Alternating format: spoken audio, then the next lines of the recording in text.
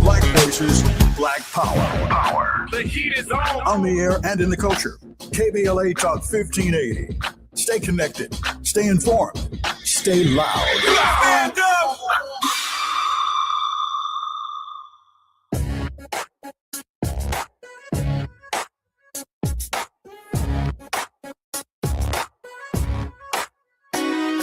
Jesse Jackson Jr. Show. The Jesse Jackson Jr. Show. The Jesse Jackson Jr. Show. The Jesse Jackson Jr. Show. Come on and talk with me. Come on and listen to me. Come on and talk with me. Come on and listen to me. KBLA, Talk 1580, download the app.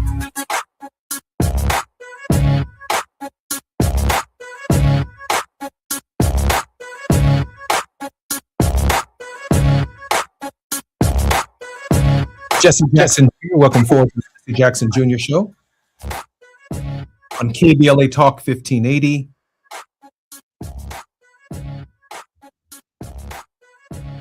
Just returning from New York, an amazing national action conference with the presidential candidates and a number of notables who are offering their lives, their witness as service to our nation. But before we get to that in our second hour, in our first hour, I want to opine for just a moment about recent events that have engulfed the national body politic, and that is ethical concerns for members of Congress. I've been there. I've done that. I understand it all too well, from the very political to the very personal. The consequences of the collapse of Congressman Eric Swalwell's campaign is not just public and political, but it's also personal. He's going to feel it at home. The pillow that he sleeps on at night has become harder. And that does not excuse the gravity of the allegations that have been waged against the congressman, including, but not limited to, taking advantage of at least 4 women who've come forward and have expressed their concern more than about the congressman's judgment, but about his witness, his engagement with them. And that should be handled in the appropriate forum, a criminal court. But on the question of expelling members of Congress, there's a lot of talk about expelling members of Congress beyond Mr. Swalwell. A lot of talk about expelling members of Congress and due process. Due process is a criminal standard. Congress has a higher standard than the criminal standard. It's called perception. I understand both. To err in judgment is human, to forgive is divine. Those who are called to serve must understand that perception is political reality. Seeking forgiveness and redemption is a far more complicated path, and in a practical sense, to seek forgiveness from 350 million Americans, each with a Facebook page and a social media handle, one person at a time, is not practical, and it is not possible with what remains of a human life. To save the Union, Abraham Lincoln understood better than most that half of the nation could not be criminalized by their participation in the Confederacy. So he began a national process of forgiveness. In many ways, the nation we've inherited is the legacy of that grace. It is deeply rooted now in American politics. And that does include the legitimacy or the legitimization of the Confederacy, no matter how many of us see it. However, as a leader, no leader wants to lead the unforgiven. Half the nation cannot walk around with their heads bowed because they engaged in human error of judgment, personally or en masse. Our present president forgave his political supporters who tried to overturn an election. He tragically stopped there. 70 million Americans are on a very long line waiting for their heads to be held high again and to be received by the open arms of the American people with another chance. President Joe Biden, in the final minute of his presidency, forgave his son Hunter, forgave all of his children, forgave his brother. It doesn't even make the news. And the reason it doesn't make the news because the power in the Constitution of forgiveness is so complete that you can't even write a Facebook post about it. Such is the nature of the pardon power. It has the power to erase everything everyone says about you negatively on the internet. That's the act of grace. That is America. When our children err, we don't throw them away. We pick up the broken pieces, listen to the lessons learned, seek better understandings, and we move forward as best we can. I'm thinking that at the inception of the nation, the president wasn't supposed to be a politician, but some kind of shepherd for lost sheep. The founding fathers themselves were very, very serious theologians. They gave very, very serious consideration to something that they placed in the Constitution that they called the finger of God. This is what made America unique in human history. No constitution on earth had one of these things in their constitution. Now, I'm not suggesting that men and women who have made mistakes should not do their time. They absolutely should do their time because we need laws in our nation to discourage behavior. And the consequences of that behavior, whether it is a congressman, a senator, president, or the Supreme Court justice, must be honored as the rule of law for all of the American people, and it must be respected. However, theologically, when presented with the question, Jesus was asked how many times should he forgive his neighbor? Until 7 times. The master said, not until 70 times 7. That's 490 times. Martin Luther King Jr. said that forgiving someone 490 times is to make forgiveness a part of the fabric of who we are as a people. I'm thinking about Jesus and Nicodemus this afternoon. Re-entering our mother's womb is not possible. Every human being that believes in the resurrection must also believe in the possibility of the resurrection of the human spirit, that people can keep their present form, but be born again, be new, be given an opportunity to make a continued contribution, that the last epitaph of their life is not the thing that they did wrong or the error of judgment that they made, but they had the capacity to rebound. When I was incarcerated, these are the kinds of lessons that my father taught me, and there are a number of members of Congress who could very well be looking at incarceration. These are the lessons that if Jesse Jackson were still here, he'd be teaching all of us. I'm Jesse Jackson Jr. We're on KBLA Talk 1580. We're in Mr. Krim's classroom on Moving Mountain Mondays. More when we come forward on the Jesse Jackson Jr. Show. It's afternoon drive time with Jesse Jackson Jr. Only on KBLA Talk 1580. Hi, I'm Zoe Williams, host of The Voice of Reason, weeknights at 7 p.m. here on KBLA Talk 1580, with a personal invitation for you to join me and Insight.me as we present The Healing Box, live at Inglewood's world-famous Miracle Theater, Saturday evening, May 23rd at 7 p.m. Look, I understand your attachment style has been running your life like a rogue algorithm, and nobody has had the courage to press pause. Until now, Dr. Pakoya McCall and yours truly are curating a night where clinicians, spiritualists, and an all-star panel of Black woman healers like Dr. Shalonda Sunshine Crawford, Dr. Deshauna Johnson, and spiritualist Precious McGill will join some amazing spoken word artists and the legendary comedian Louis Dix to diagnose, disrupt, and heal your relational wreckage in real time. Listen, bring your trauma. As a matter of fact, bring your baby mama. No, bring your testimony. And if you're still texting your ex at 2 a.m., baby, you're not just invited, you're the target demo. Tickets are moving fast, so grab yours at themiracleinglewood.com before your dating history gets flagged as a pre-existing condition. That's themiracleinglewood.com. We'll see you there Saturday, May 23rd at 7 p.m. Are you drowning in IRS tax debt? Angela was. She called Civic Tax Relief and saved over $80,000. Felicia was having health problems, got behind on her taxes, interest and penalties were adding up. She called Civic Tax Relief and saved over $15,000. Civic Tax Relief is a professional tax negotiation firm that can protect you from the IRS. If you're getting collection letters, call Civic Tax Relief for a free consultation. They will go to work helping you discover all the relief programs you may qualify for free. James owed the IRS $37,000. Civic Tax Relief represented him against the IRS, and by the time everything was completed, he did not owe the IRS anything. If you are in trouble with the IRS, call Civic Tax Relief for your free consultation now. 800-200-2257. 800-200-2257. Get a free consultation and real tax relief. Call 800-200-2257. 800-200-2257. Can we just talk?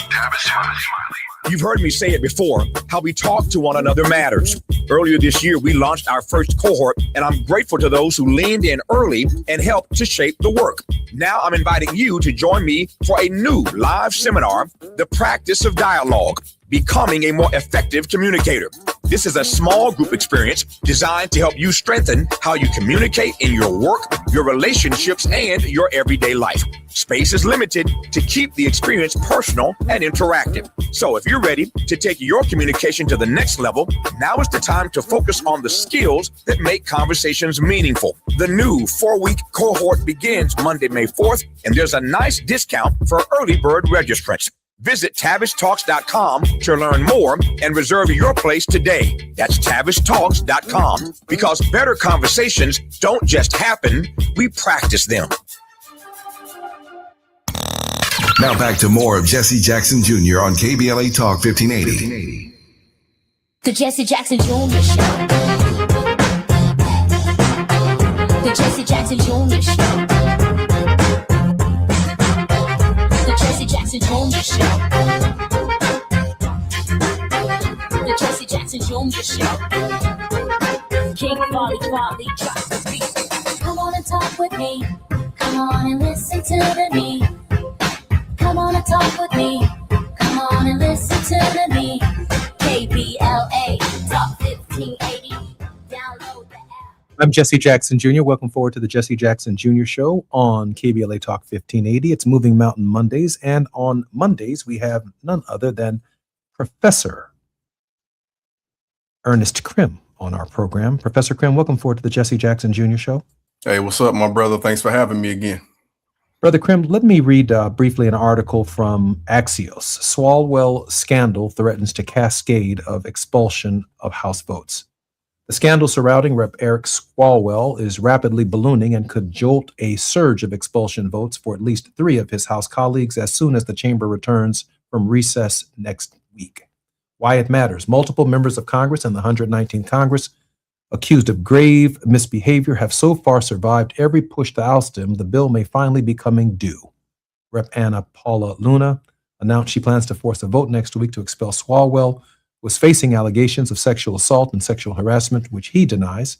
Democrats plan to counter with a vote to expel Tony Gonzalez, and Axios first responded and reported. And those votes succeed, if they succeed, which may be a long shot given the expulsion requires 2/3 of the majority of the House, votes to expel Reps. Corey Mills and Sheila Sheriff-Luce McCormick could follow. Why this matters is important. Swalwell allegations lead to Gonzalez, who has similar allegations to an affair with a staffer who later died by suicide and is under investigation by the House Ethics Committee, not by the federal government, not by the state government, but by the House Ethics Committee. The House of Representatives, Ernest, has a process that is different than the criminal process. It is a perception process. If Eric Swalwell decides to stay and fight, he will be establishing in the Congress of the United States a new precedence. I think that's why, in part, I'm here at KBLA to help share what the experience is like, a new precedence. That when allegations are alleged against a member of Congress, even if they are very, very serious allegations that rise to the criminal standard, the congressional standard of perception kicks in, and the perception standard where members of Congress don't want to be identified sitting next to, signing on to legislation, asking a member of Congress for their vote when there is a cloud hanging over their head. What I chose to do, Ernest, was to resign, because the failure to resign was to open up a can of worms for everybody in the ethics committee who might have similar ethics problems. But that's the House's ethics standard.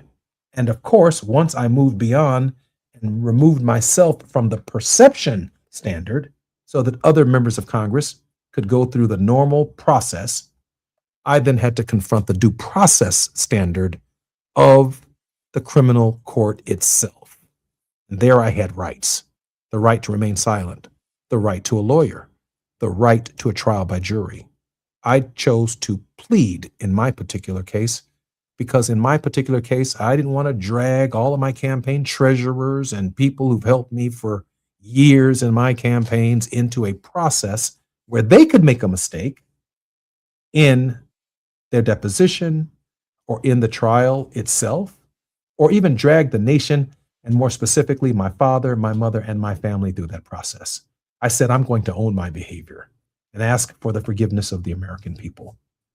With that said, Congress has, in polling, polled lower than any other institution in the United States at this hour. What should Eric Swalwell do, Professor Krim? I think that first off, I want to commend you for setting a precedence like that. I mean, that's rare. That's rare in any position of power for someone to take that stance and be honest about the situation and what happened and to get in front of it. We've seen presidents who haven't done that. You know, we've seen congressional members in the past, and now we've seen a president, not do that. So I think that we should commend you first off for what you have done and using your experience as a teaching point and lesson for all of us across these airwaves and across the country as you continue to do your commendable work. I think that Eric in this situation has to be honest. Like, again, these are very serious allegations. We're talking about the livelihood of young women who trusted him as a person in a position of power. So I think when you outwardly get in front of it and you say that these allegations are false, then you have to carry that burden, right? We think about, for example, what happened with Bill Clinton, for instance, and that turned out to be a lie. So I think he has to be honest with himself in this moment. And we truthfully, like, we know those allegations, whether they're true or not, just a public allegation is going to stick with you. And it can get even worse if he does not do the appropriate thing. So that's my first point. My first point is, if you know if you know the allegations are true, you have to do the right thing in this moment for the sake of our country. There's already too much going on that we're dealing with. And I think also too, from my perspective, what's interesting is it seems as if there's always higher calls of accountability on the Democratic side. You know, it's just interesting to me and again, he should step down if that is what happened. But then also too, we know the person who has the highest office in the land. I mean, it just seems very convoluted and hypocritical. You know, just again, my standpoint as a educator, former classroom teacher, it's almost like everybody in the town knows what the president did, knows he assaulted some people, knows he's corrupt, and knows about his allegations with people in various places and these files. But then you have a teacher who is accused of something similar, maybe not to that level, but still accused of something very harmful and heinous, and they have more pressure. They have more pressure to step down. So I think that if we're going to call for accountability with him, and we should, and for all the other members who are being discussed right now, then we should be, hopefully this leads to a higher level of accountability for all, because what we're seeing, as you said, on all levels of government, the lowest approval rating for our Congress, the lowest approval rating for our president.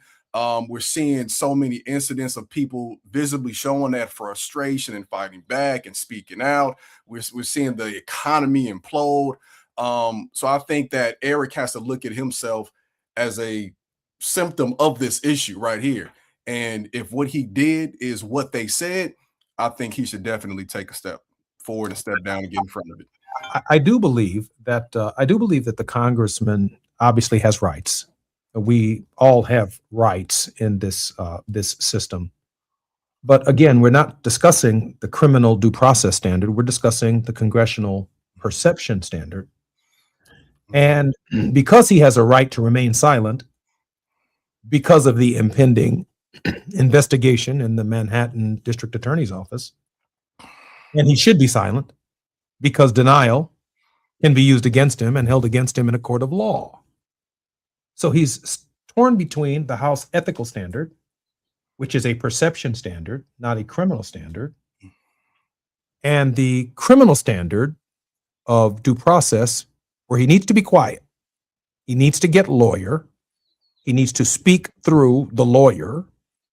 But can you perform your responsibilities as a member of Congress, knowing that you can't say anything on an issue that's personal, but does impact how your colleagues see you and how it impacts you and how it impacts them, whether they'll even take a picture with you or they want to sit next to you at the State of the Union? My opinion, based on my experience, is to spare the institution a week of debate over expulsions by owning the behavior that has led to the perception standard,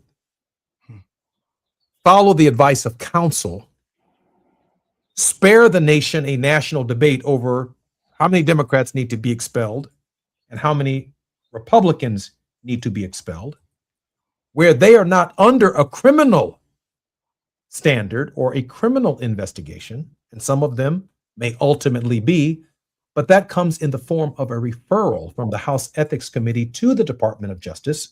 And in some of those cases, they have not been made, but Congress in and of itself seems to be moving to rush to judgment in some of those cases, which is not only a denial of the due process standard and the perception standard, it's just quite frankly un-American from my perspective. And so who am I to say what decision the Congress say like that? I think he has to. I think he has to, considering how much of a distraction. And it's very, again, unfortunate, right? Let's assume, let's say the allegations are false, right? It's very unfortunate that this is the thing that we're talking about right now. And I think no. Let me cut you off there. Let's say that we trust the women, okay, who have nothing to lose, but everything that they've ever built in their lives to tell the truth, that they've come forward, and let's give them the benefit of the doubt. Since we have to give them the benefit of the doubt, even the chivalrous, if you will, chivalry, if it's not dead, thing to do is to allow them to make their case in the proper criminal forum, which is where this will ultimately end up, and not in the political forum that can be nasty, it can be messy, it can be smearing, it can destroy people's lives, credibilities that they can never get back once they've been through this process. I've seen too often, and we've seen too often as a nation, where victims have become the objects of our ire. And I've heard some of that and seen some of that on social media, where are these women coming from? Just before the governor's election in the state of California. Here they go. Whoa. Listen, if you've got all of these so-called skeletons that are hanging around in your space, don't run for office. I mean, don't run for governor. I mean, resolve your problems privately or quietly, or to the extent that the justice is done for victims of such heinous, if you will, offenses. It seems to me that, well, there's a lot going on. I can share with you this, beyond those of us who are having the political conversation. As you can see, I'm trying my best to handle it as delicately as I possibly can. I can tell you that at home, it has to be extremely difficult, because he does have a spouse. He does have children. They're not holding their heads up at school right now because their dad was a congressman and he was on his way to being the governor potentially of the state of California, and maybe even one day a presidential candidate. And now the Manhattan DA is involved, and the future of that process is Rikers Island. Ernest? I think again, you eloquently laid this out. To me, it feels like a no-brainer in this situation when you think about just what Congress and the American people have to grapple with now, what the people in California have to grapple with now. I think he has to make that decision. And again, like in the blink of an eye, your life could change. Like you said, when you seek a position like this, you got to understand that all your skeletons, as you go up that ladder or attempt to, everything will be exposed. And again, I think all in all, we hope and pray that the women involved are able to find some type of peace throughout all of this. Because I think even with that, when people mention, oh, why are they coming out now? I think we have to first commend them for at any point in their lives having the bravery to come forward in a situation like that. And I think that with him, again, making the mature decision, this can, even though we feel so far behind and everything else we're battling, it can help us move forward in some form or fashion. I think it was Henry Kissinger who said that power is an amazing or is the greatest aphrodisiac.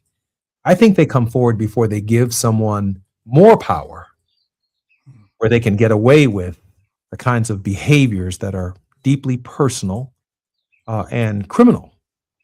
And that is deeply troubling. And so no one is for the idea that someone has, becomes president of the United States or governor of the largest state in the country, and they have this kind of power to make things come and go or go away and not deal with the truth of what's in front of them and the truth of what is in front of our nation. I'm Jesse Jackson Jr. You're listening to the Jesse Jackson Jr. Show. We're in Mr. Krim's classroom. We're having a serious conversation about the state of play of our politics in this country and our ethical behavior. More on KBLA Talk 1580 when we come forward. It's Afternoon Drive Time with Jesse Jackson Jr. Only on KBLA Talk 1580.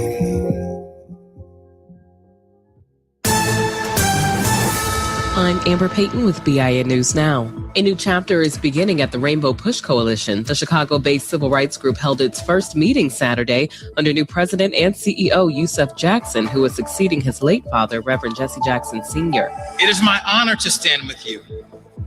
It is my honor to fight with you. The organization is now looking ahead to its annual conference in June.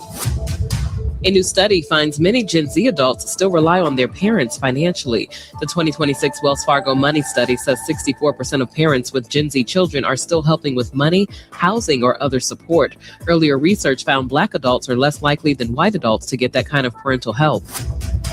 And rapper Offset is back performing just days after being shot. He rolled onto the stage in a wheelchair at the University of Arkansas Rowfest on Saturday and later shared the moment on Instagram. Get BIN News Now on demand 24/7 on the iHeartRadio app. For victims of drunk and drug driving, our grief is unique. But you are not alone. You always have a place at MAD. Call our 24-hour victim helpline at 877-MAD-HELP or visit mad.org. This is the KBLA Sports Minute with Ray Richardson. Now that the NBA regular season is over, here's what's on the menu for the Lakers and Clippers. The Lakers are meeting up with the Houston Rockets in the first round of the Western Conference playoffs. Game 1 in the best of 7 is Saturday at Crypto.com, 5:30 p.m. tip-off. The Clippers are the number 9 seed in the play-in round. That means they will have to win 2 games to make the playoffs. First game is Wednesday night against Golden State at the Intuit Dome in Inglewood, 7 p.m. tip-off. If the Clippers win, they would play Friday night at Phoenix or at Portland. The WNBA draft is tonight. The 3-round event starts at 4:30 on ESPN. No first-round pick for the LA Sparks because of a trade with the Seattle Storm in 2024. 4 UCLA players are projected to go in the first round. Lauren Betts, Kiki Rice, Gianna Neekins, and Gabriela Jaquez. No debates, no speculation, just the info you need. That's your KBLA Sports Minute. I'm Ray Richardson. More news, opinions, and conversation when we come forward on KBLA Talk 1580.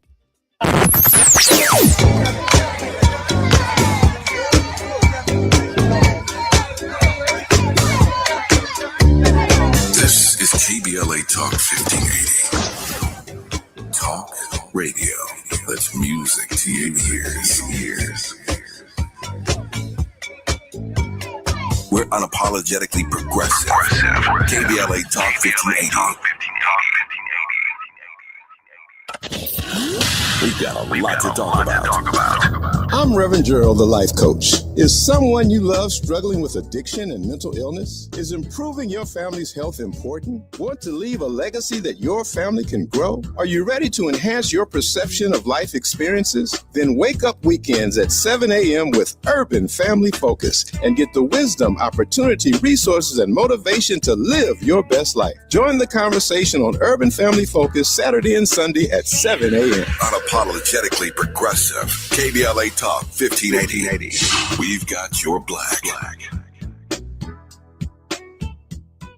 Stay informed with 24/7 power outage alerts from LADWP delivered straight to your phone or email when an outage occurs. Get notified when there's a major outage and again when your power is restored. Track up to 3 neighborhoods, like your home, your workplace, even a family member's. Stay connected. Stay informed. Sign up at ladwp.com/outage alert. That's ladwp.com/outage alert. Sign up today at ladwp.com/outage alert. KBLA Talk 1580. We've got a lot to talk about. KBLA Talk 1580, connecting you with services and solutions. These are hard times for housing in America. Too many in our community face barriers to safe housing, behavioral health care, and affirming spaces for healing, particularly those impacted by poverty and stigma or incarceration. Rooted in South LA, AMAD supports impacted communities through housing, wellness, and leadership development. AMAD provides culturally responsive, peer-led support from transitional housing and mental health services to leadership development and youth empowerment. They offer safe, affirming houses for youth, transgender women, and formerly incarcerated individuals. Therapy and peer support with a focus on healing trauma in Black communities. HIV prevention and care, free testing, education, and wraparound services for whole person wellness. Standing in the gap with health, housing, and hope. Reach out to AMAD Institute at 323-569-1610. That's 323-569-1610. Or visit amaad.org. This is a community call to action from KBLA Talk 1580. From station to stage, LA Metro connects you to the artistic heart of Los Angeles. Celebrate this National Arts Month with Metro, exploring galleries, theaters, and cultural spaces across the city. Art isn't just where you end up, it's how you get there. The joint will be jumping. Ebony Repertory Theater, in association with Big Street Films, brings you one of the most beloved musicals of all time. Tony Award winner, Ain't Misbehavin'. The soulful, swinging celebration of the music of Fats Waller. From the rollicking to the romantic, this show is pure magic, full of the songs that defined an era and the voices that'll make you forget everything else for a night. Foot stomping, heart stirring, unforgettable. Don't miss Ain't Misbehavin' at the Nate Holden Performing Arts Center, starring Lettucey, directed by Ren T. Brown. This is the night out you've been waiting for. Tickets are going fast, so don't wait. Grab yours now at ebonyrep.org or call the box office today at 323-964-9766. Ebony Repertory Theater, bringing the culture, keeping the legacy alive. Ain't Misbehavin' runs May 21st through June 8th at the Nate Holden Performing Arts Center. Get your tickets now.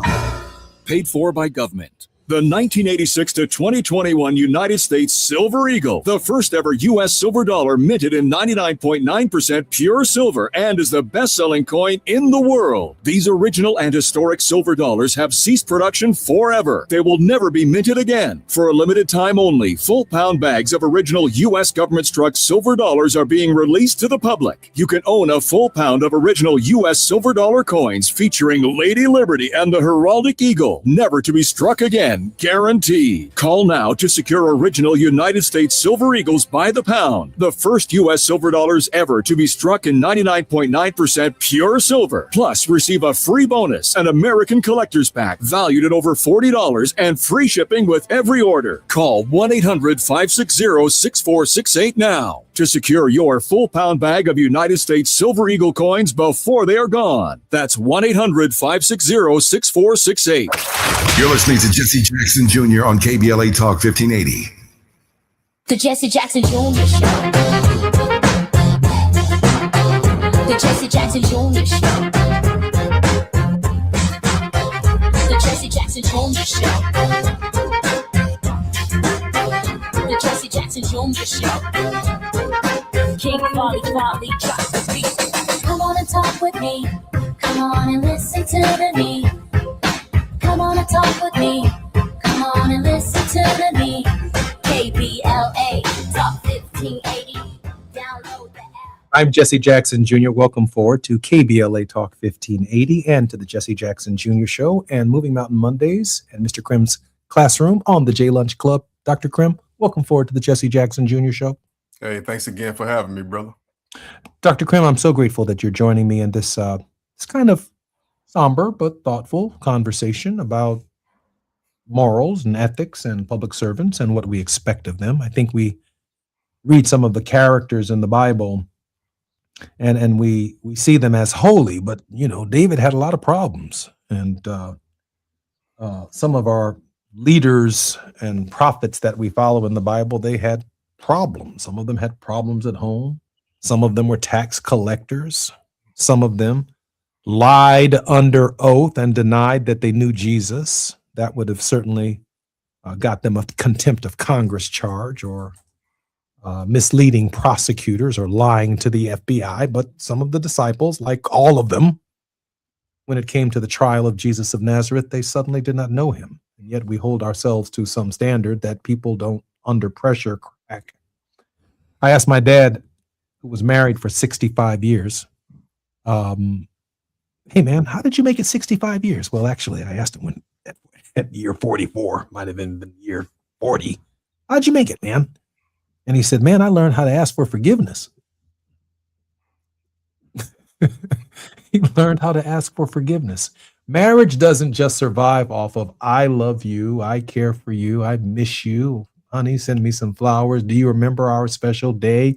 Do you remember our last date? Do you remember where we had dinner? It survives off of, honey, I messed up today, or honey, what did you find in my phone? Did you hear? Is it true? Is it not true? Yeah, it's true. I apologize. It's wrong. I'll do my best for it. Won't happen again. All of that. Marriage and life survives off of the power of forgiveness and the ability of people to redeem each other, forgive each other, and move on. If it does not survive that, if it can't get past that basic formula, it won't work. And Yes, so indeed. in this hour, I know that when the storm came, I think it was the new edition, Can You Stand the Rain? On a perfect day, everybody can count on you.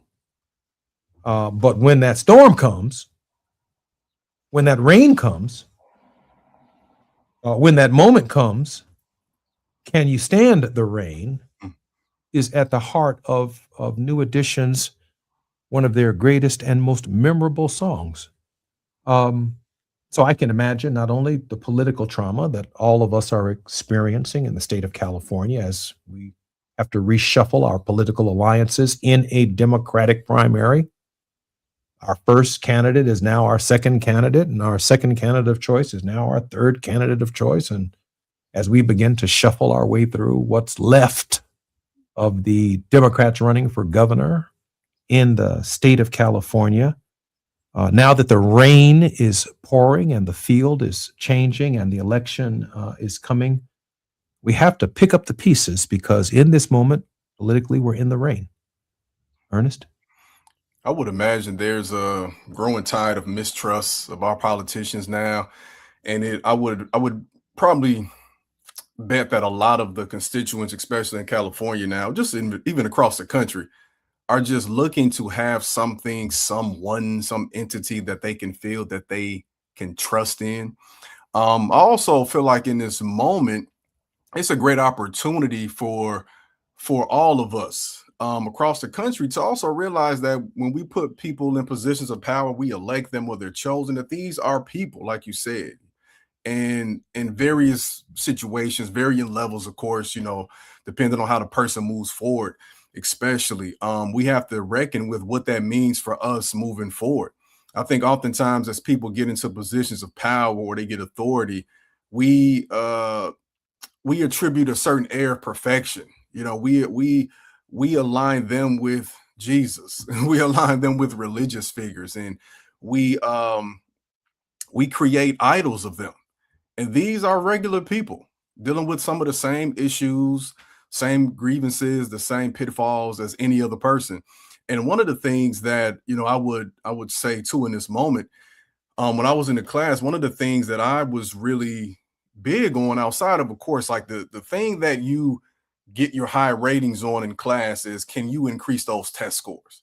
That's pretty much what it is. If you get, you get monitored a couple times a year, they come in and assess you. When you have that debrief, they talk about all the things you did with the standards, and they talk about did you have those reading texts aligned with the SAT standards, and they want to look at the data, they want to look at the assignments, they want to make sure that you're reading at a certain level and you're scaffolding.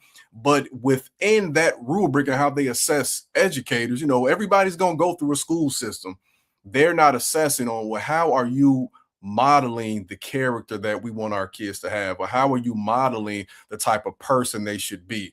But I will say school districts will have those things in place. And I think we need to make sure that we are continuing to emphasize that with our kids, because we've seen time and time again, if we even want to just talk about people who have been overtly racist and have had all types of, you know, issues with character and how they view their fellow human brothers and sisters, they can go to an Ivy League school and still be a card-carrying white supremacist, for example. So we have to make sure that we have our kids understand that it's not just enough for you to get this position, to get this job, to get this salary, to go to that institution, but it's also important that you continue to reflect on what it means to be a virtuous person in this moment. And it's something that you have to constantly do. It's not just a one-time thing. It's not just you go to your church or your spiritual institution of choice and then you are the person you will be forever.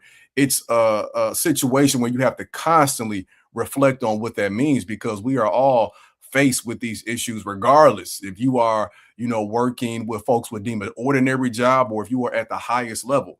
At the end of the day, we're people. You know, I'm so appreciative of you saying that, because you do come into contact with students.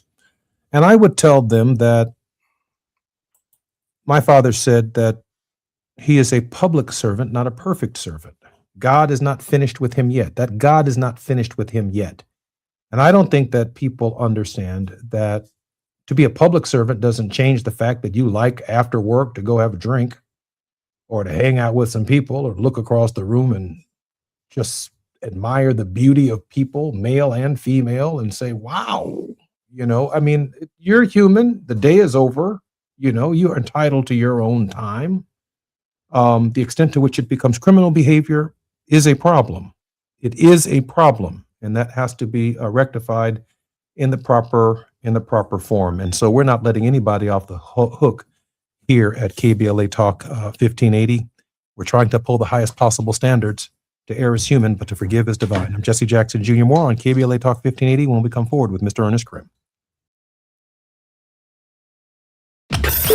While you're stuck in traffic, we can at least bring you up to speed on the news of the day. You're listening to Jesse Jackson Jr. only on KBLA Talk 1580.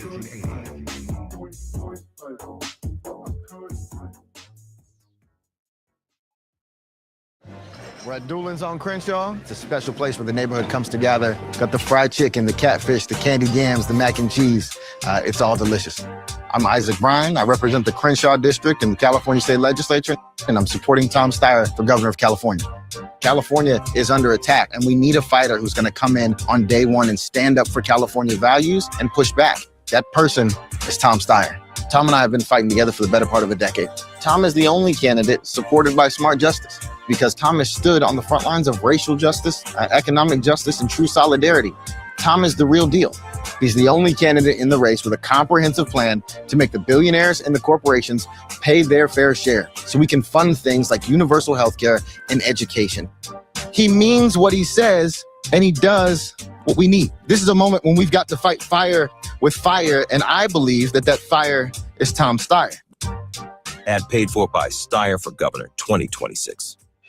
My name is Tyrone Owens, and this is my home for 23 years that burned in the fire. Me and my wife, Charlene, we had this whole yard decorated every year. This was the house that sparkled throughout the entire neighborhood on all the holidays. It's a community that will never be the same due to the negligence of the utility company. So I am pretty upset about that. We were nowhere near being able to rebuild with our insurance. It's going to cost $1 million to put your house back up. I want to get back to that point where we were before the fire. I'm starting to get emotional, but I'll work through it. LA Fire Justice has been wonderful for us. They're just caring people. We have all faith in them. Big ups to LA Fire Justice, who's given us hope to rebuild 100%. Advertisement. Douglas Foster, 221 East Walnut Street, Suite 100, Pasadena, California, 91101 is the attorney responsible for this ad. LA Fire Justice is proud to sponsor Conversation Live, Altadena Rising with James Farr on KBLA Talk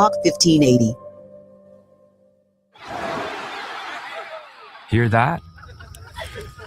That's the sound of your life. Perfectly imperfect. Beating in rhythm to the world you've created. But every time you drive after drinking, music gets drowned out. Your life sounds pretty great. Don't let a buzz ruin it. Buzz driving is drunk driving. Don't drive buzzed. A message from NHTSA and the Ad Council. Ready to order? Yes. We're earning unlimited 3% cash back on dining and entertainment with the Capital One Saver Card. So let's just get one of everything. Everything? Fire everything. The Capital One Saver Card is at table 27 and they're earning unlimited 3% cash back. Yes, Chef! This is so nice. Had a feeling you'd want 3% cash back on dessert. Ooh, tiramisu. Earn unlimited 3% cash back on dining and entertainment with the Capital One Saver Card. Capital One, what's in your wallet? Terms apply. See CapitalOne.com for details. Can we just talk? You've heard me say it before, how we talk to one another matters. Earlier this year, we launched our first cohort, and I'm grateful to those who leaned in early and helped to shape the work. Now I'm inviting you to join me for a new live seminar, The Practice of Dialogue, Becoming a More Effective Communicator. This is a small group experience designed to help you strengthen how you communicate in your work, your relationships, and your everyday life. Space is limited to keep the experience personal and interactive. So if you're ready to take your communication to the next level, now is the time to focus on the skills that make conversations meaningful. The new 4-week cohort begins Monday, May 4th, and there's a nice discount for early bird registrants. Visit TavishTalks.com to learn more and reserve your place today. That's TavishTalks.com, because better conversations don't just happen, we practice them. Now back to more of Jesse Jackson Jr. on KBLA Talk 1580. The Jesse Jackson Jr. Show. The Jesse Jackson Jr. Show. The Jesse Jackson Jr. Show. The Jesse Jackson Jr. Show. King Quality drops the beat. Come on and talk with me. Come on and listen to me. Come on and talk with me. Come on and listen to me. KBLA Talk 1580. Download the app. Jesse Jackson. I'm Jesse Jackson Jr. Welcome forward to the Jesse Jackson Jr. Show on KBLA Talk 1580. This is Moving Mountain Mondays, and we're in Mr. Krim's classroom. Mr. Krim, welcome forward to the show. Thanks again for having me, brother. You know, I've enjoyed this hour with you, and I'm thinking that, obviously to whom much is given, much is required, that we hold ourselves to the highest possible standards that we think we can achieve. When I was in the joint, one of my favorite books reading, and I read it a couple of times, and the author escapes me in this moment, is titled 3 Felonies a Day. Those of you who can hear my voice, get the book. 3 Felonies a Day. This book posits the thesis that there are so many laws on the books that every American commits 3 felonies a day. And they present themselves in various forms where we think we can get away with something, or we got over on somebody, or we didn't honor something we said we were going to do that might have been contractual, that might be devastating to someone else's life or their business, but we got away with it. running a red light, drinking while driving. 3 felonies a day.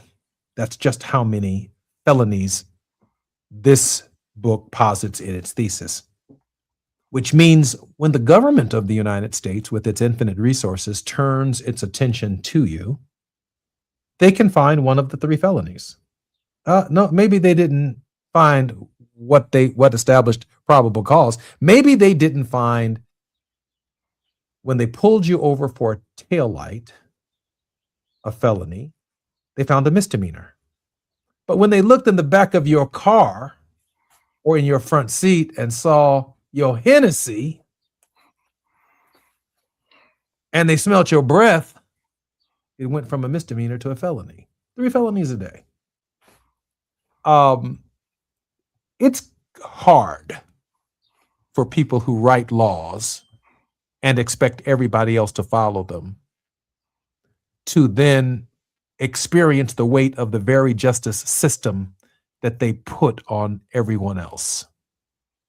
Ernest, I think we're going to have to be honest to our children that the expectations that we have for them is not how they present themselves on social media or how they present themselves in a campaign, but in their fallibility, in their authenticity, in their willingness to quickly admit that they've made a mistake and try and correct it as quickly as possible before it gets elevated to a felony.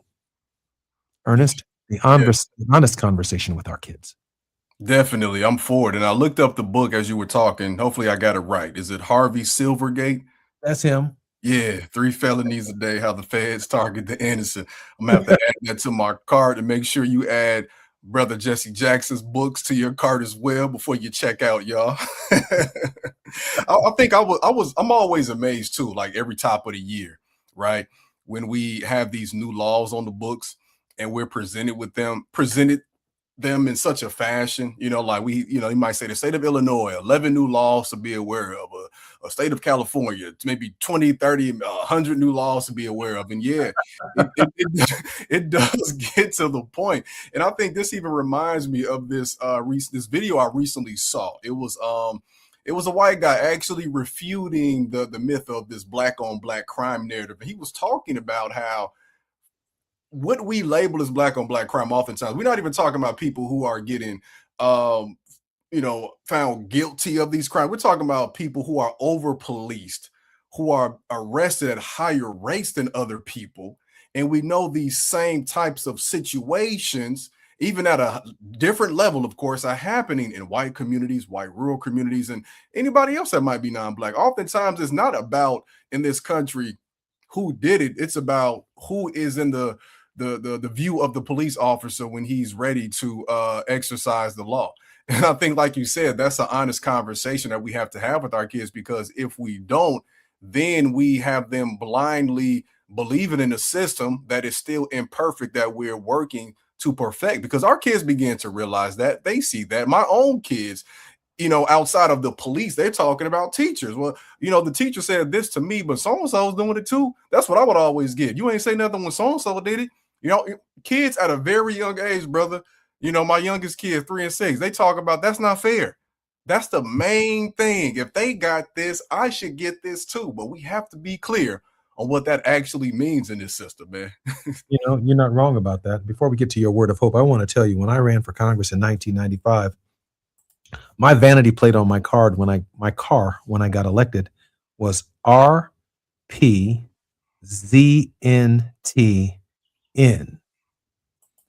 And that spells represent in.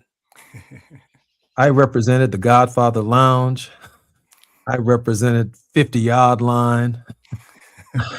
I represented folks. I represented because I didn't try to be something other than their representative. Hey, this is who I am. This is who we are. I am authentically myself. This is who you're voting for. I'll try my best to uphold the highest moral standards that I can, and that we all should, obviously, within the laws that we understand them. And we try to make do. I ain't making no excuses for anything that I've done wrong. I just can tell you that I lived a life. Ernest, in this moment, when we reflect upon the tumultuous nature of what's going on in our country and what is happening in the Congress of the United States, as a professor and as a teacher of young people, provide us all a word of hope. I think the greatest word of hope I can give, again, rests in our children. We present ourselves with an opportunity every day, particularly you as well. When you speak over these airways, we have an opportunity to reach people. We have an opportunity to reach a new audience of those who can impact the youth. And if you have the privilege of coming across our children on a regular basis, weekly basis, at a church, whenever, use that as an opportunity, especially if you are in their social circle, they parents or something like that, to speak life in them and to show them positive examples of who they can be and who they truly are. I think about the fact that we should be taking our kids to the side, and if we are Christians or biblical, reading the book of Proverbs and look and talking to them about what it actually means to be, a virtuous person, and to also fall down and get back up. As someone who was just speaking on a panel about this yesterday, I would also like to mention the 42 laws of Ma'at. We're talking about something that was written 4,500 years ago, roughly, in ancient Kemet. And these were laws that the ancient Egyptians wanted to abide by. Like, think about that. Their justice system was based on this balance that they wanted to have. And I'm not going to, of course, say all 42 right now, but the ones that stand out to me, these are affirmations. I am virtuous. I am gracious. I am peaceful. I live in truth. I respect the property of others. I affirm that all life is sacred. I speak positively of others. I spread joy. I create harmony. I give blessings. I am humble. I embrace the all. I achieve with integrity. I am kind. I am forgiving. Like, these aren't things that are always true. These are things we have to remind ourselves of. So let's remind ourselves of who we truly are and make sure we invested in our kids too at that same level. Ernest, it was wonderful talking with you today. Likewise, brother. I look forward to it again next week. Look forward to it. I'm Jesse Jackson Jr., listening to the Jesse Jackson Jr. Show. When we come forward in the next hour, I'm going to opine in the first segment on the National Action Network Conference, and I want to talk about no Merc as affordability. More when we come forward on KBLA Talk 1580. KBLA 1580 Santa Monica. I'm Amber Payton with BIN News Now. A new chapter is beginning at the Rainbow Push Coalition. The Chicago-based civil rights group held its first meeting. CEO Yusef Jackson, who is succeeding his late father, Reverend Jesse Jackson Sr. It is my honor to stand with you. It is my honor to fight with you. The organization is now looking ahead to its annual conference in June. A new study finds many Gen Z adults still rely on their parents financially. The 2026 Wells Fargo Money Study says 64% of parents with Gen Z children are still helping with money, housing, or other support. Earlier research found Black adults are less likely than white adults to get that kind of parental help. And rapper Offset is back performing just days after being shot. He rolled onto the stage in a wheelchair at the University of Arkansas Rowfest on Saturday and later shared the moment on Instagram. Get BIN News Now on demand 24/7 on the iHeartRadio app.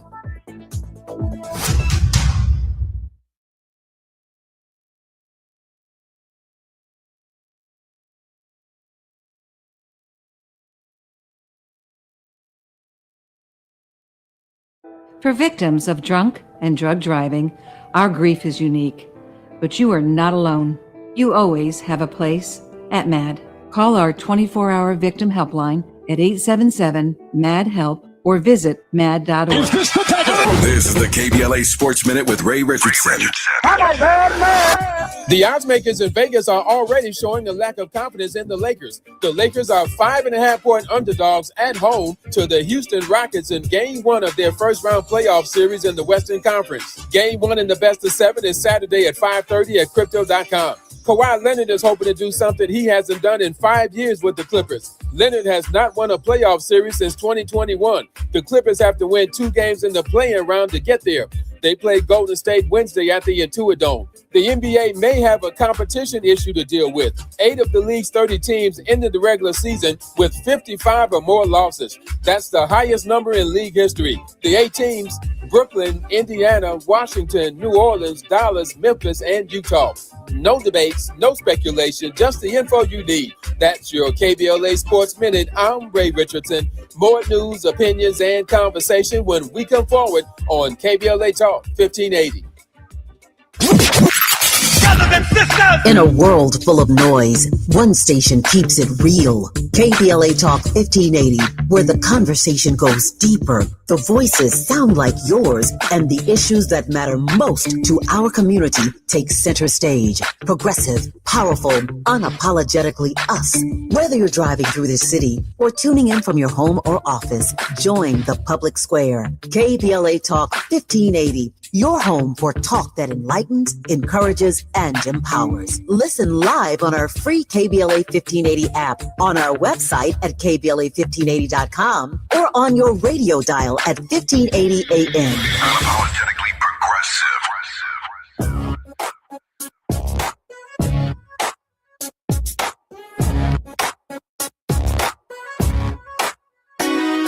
The Jesse Jackson Jr. Show. Oh, oh, oh, oh, the Jesse Jackson Jr. Show. Oh, oh, oh, oh, the Jesse Jackson Jr. Show. Oh, oh, oh, oh, the Jesse Jackson Jr. Show. Oh, oh, oh, come on and talk with me. Come on and listen to me. Come on and talk with me. Come on and listen to me. KBLA Talk 1580. Download the app. Jackson, welcome forward to the Jackson Show on KBLA 15. If you're listening to our show, please download the KBLA app. Also, come to our Facebook page, Jesse Jackson Jr. with a check mark, and share the show. If you're listening, please share the show. I want to use the first segment of this hour to opine on what I witnessed at the National Action Network conference. The Democratic candidates and the potential Democratic nominee, I believe, was present in the room, but the only person who was missing, who may very well be the Democratic nominee as well, is the governor of California, who had previous commitments, Governor Gavin Newsom. But all Democratic candidates made their way to New York to participate in the National Action Conference. And I want to congratulate Reverend Al Sharpton because of all of the conventions that I attend, including the NAACP and Urban League and other conventions. It is a rare personality that has the power to pull all of these people together. So here are my 4 big takeaways from the potential candidates that appeared at the National Action Network Policy Conference this weekend, where I sat and listened carefully to each one, and I do mean each one. First, for every one of them is very knowledgeable and very capable. That's not the issue. Each of them have unique ideas and thoughts about the direction of our nation and the context within which we find ourselves. Every one of them is very knowledgeable and capable. The old saying, people don't care how much you know until they know how much you care, became glaringly clear to me. I'm not so sure that I saw in the candidates, all of them, the depth of empathy necessary to understand the economic suffering as well as the mental toll that Donald Trump is taking on the American people. Do you feel my pain? That's a question I kept asking as I listened to the candidates. Do you care? Question mark. Do you understand suffering? Question mark. Have you ever experienced suffering? Will you share any of your own so that I may better understand that you understand what I'm going through? What are you doing when there are no cameras present? Question mark. Secondly, what I did not hear was a candidate who had the power to restore the people's faith in the Constitution. I'm deeply concerned about that. Thirdly, Donald Trump and Elon Musk have fired more than 300,000 African American women. I did not hear a day one solution for this problem or a commitment to rehire them. They too are suffering and deserve better from a caring political party. And lastly, from my perspective, the field is wide open for a dark horse candidate who is able to connect with the American people, a candidate like John or a candidate like the late entry of Robert F. Kennedy and the images that emerged around black and white poverty for working class people. I know that Reverend Bishop William Barber will appreciate that. Johnson could not end, for whatever reason, the war in Vietnam. Similarly, no one raised an interest in ending the war in Iran or the restoration of Palestinian self-determination in the Gaza Strip. I felt like there was a wink and a nod to the continuation of the madness. I still believe in a two-state solution, and the conflict is not going anywhere. Without this conflict coming to an end, the Democratic Party's nominating convention could very well be as tumultuous as 1968. If there are going to be American troops on the ground in the Middle East, they need to be in there guaranteeing the two-state solution for both sides. If necessary, standing between the Palestinian state and the Israel government, the state of Israel.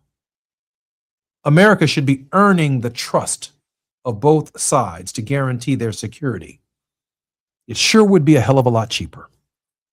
Not a single candidate tied questions of affordability to the Strait of Hormuz and the necessary chemicals that come from the Strait of Hormuz that are responsible for fertilizer. The absence of fertilizer is impacting the planting season here in the United States and will likely lead to global famine around the world. The subject matter did not come up. Its impact on the cost of food and the thousands of products that have petroleum as its base. Personally, I'd like to see someone draft executive orders, literally hundreds of them, reversing everything on day one that Donald Trump has done. He or she is going to have to root out corruption and literally fire everyone Donald Trump hired under his litmus test for acquiescence and personal service for his psychological whims, needs, racial, and gender biases. The Democratic Party message was as varied as the messengers. Hence, no message and no common rallying theme at all. I don't think being against Trump is enough. We have to be for something. In the Democratic primary process, we will likely be voting for and on our favorite personalities, not the leader of men and women. And that is what the country needs. Voting on personalities. Donald Trump won in large measure because he was the apprentice. We voted on his personality. And he's a nasty manager of the Constitution and the American people. The Democratic Party has a voter registration problem, and I had to imagine which candidate could inspire people to massive voter registration and participation, and I didn't see it. In my opinion, that speaks to the tone of deafness. With hindsight, each of these candidates struck me as being worthy of a cabinet position, but not necessarily the Oval. We need a force of personality, a force of nature to restore hope. And like I said, as I prepare to close, this field is wide open for a dark horse who understands, cares, and makes regular visits to sick people in the hospitals, prays with sick and their families, and commits to see the expansion of the Affordable Care Act, relief for caregivers, as a high priority, not from a political perspective, but from a human one. It is wide open to a candidate who understands, according to Martin Luther King Jr., that my own government is the greatest purveyor of violence in the world, and that we can no longer turn a blind eye, that programs that are necessary for human uplift here in the United States are unavailable because of our greed for natural resources and lust for violence dominates our consciousness. I'm Jesse Jackson Jr. More on KBLA Talk 1580 when we come forward. It's afternoon drive time with Jesse Jackson Jr. Only on KBLA Talk 1580. Hi, I'm Zoe Williams, host of The Voice of Reason, weeknights at 7 p.m. here on KBLA Talk 1580, with a personal invitation for you to join me and Insight.me as we present The Healing Box, live at Inglewood's world-famous Miracle Theater, Saturday evening, May 23rd at 7 p.m. Look, I understand your attachment style has been running your life like a rogue algorithm, and nobody has had the courage to press pause. Until now, Dr. Pakoya McCall and yours truly are curating a night where clinicians, spiritualists, and an all-star panel of Black woman healers like Dr. Shalonda Sunshine Crawford, Dr. Jashana Johnson, and spiritualist Precious McGill will join some amazing spoken word artists and the legendary comedian Louis Dix to diagnose, disrupt, and heal your relational wreckage in real time. Listen, bring your trauma. As a matter of fact, bring your baby mama. No, bring your testimony. And if you're still texting your ex at 2 a.m., baby, you're You're not just invited, you're the target demo. Tickets are moving fast, so grab yours at themiracleinglewood.com before your dating history gets flagged as a pre-existing condition. That's themiracleinglewood.com. We'll see you there Saturday, May 23rd at 7 p.m.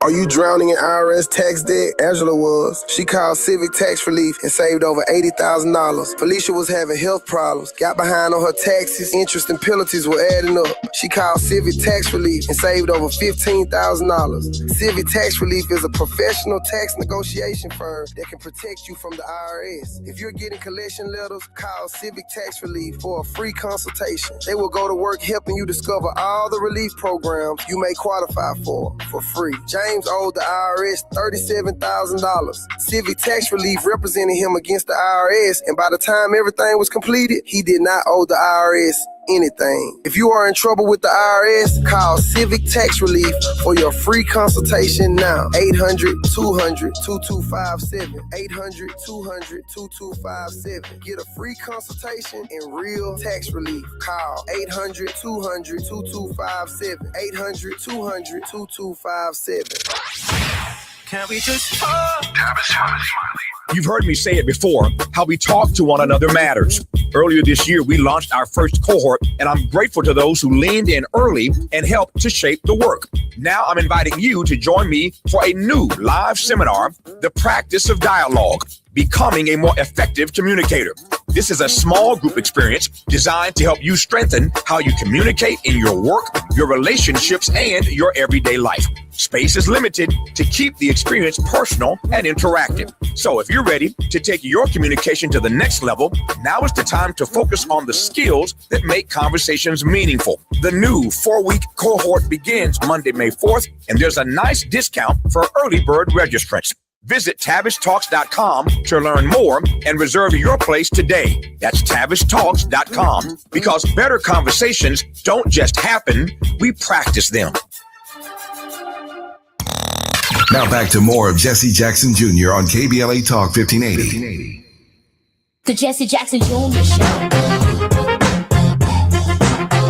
The Jesse Jackson Jr. Show. The Jesse Jackson Jr. Show. The Jesse Jackson Jr. Show. King Volley, drop the beat. Come on and talk with me. Come on and listen to me. Come on and talk with me. Come on and listen to me. KBLA Talk 1580. Download the app. I'm Jesse Jackson Jr. Welcome to season 2. We're lighting it up today on the Jesse Jackson Jr. Show on KBLA Talk 1580. You know, we've been talking across this country a lot about affordability. And I've been fascinated and tickled to death by an amazing song that has been making its rounds on social media. And one of Tavis's great friends, and one of my friends as well, Arnez J, has this Uncle Charlie dance that I see him do. And I've been trying to do this dance, but a number of people are picking it up far quicker than I can get it. My producer, and for those of you who are not watching, I hope you turn and watch on the Facebook page or on YouTube. Drop that song from Finesse 2 times and that dance right here, G. Hey, noodles, no packet. Cereal with the canned milk, the powder milk, no milk. Waffles, no syrup. Jelly, no jelly. Nothing. Oatmeal, no sugar. Oatmeal, no sugar. Nothing. I ate cereal with the canned milk, the powder milk, no milk. Ate cereal with the canned milk, the powder milk, no milk. So I was watching Arnez J's dance from his Uncle Charlie, and I put it up alongside of trying to find out who sang No Merc. And the gentleman's name is Finesse 2 times. I'm trying to find Finesse 2 times to bring him on the show. But I want to make the listeners aware that I've done everything I can from this interview that he apparently did, where he explains where he got the No Merc sign from. And before I play that, I want to be clear that at the heart of this comedic answer, which is obviously serious for Finesse 2 times, is the question of affordability. The question of affordability. Now, I've made sure that we've done everything we can to remove certain languages by beeping it on the program. But I'd like to hear how Finesse Two Times came up with no Merc. And listen, I know if I go to Kroger's, if I go to the high grocery store, I ain't gonna be able to get that much groceries. I ain't gonna be able to get that much groceries if I go to the high grocery store. So I went to Family Dollars. Right? That's what you do when you broke. That's what you do when you got nothing but $700, $800. You go to family. So that's what I thought.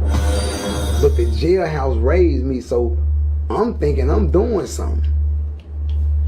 Y'all, I went to Family Dollars.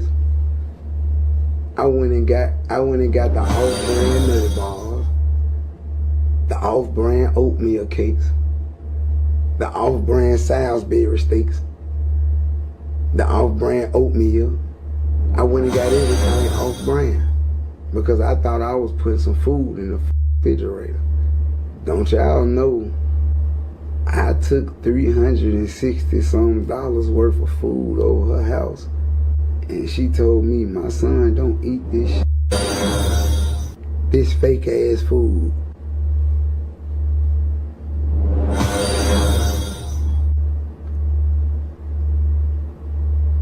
Bruh, do y'all understand how this shit still ain't registered to me today? It's still not registered to me. I ate syrup sandwiches, bitch. I ate noodles with no packet. Cereal with the canned milk. The powder milk. No milk. Waffles, no syrup. Jelly. No jelly, nothing. Oatmeal, no sugar. And you complaining about these Salisbury steaks? And all you gotta do is put some seasoned salt on the motherfuckers. Put some seasoned salt and some black peppers on the motherfuckers. And some onions. And then bounce back. And you make them a sandwich. And you talking about fake nutty bars. Well, now that is the dilemma that we are going through out here on this question of affordability. Some of us are deciding not to shop at Kroger's. We shopping at Family Dollar.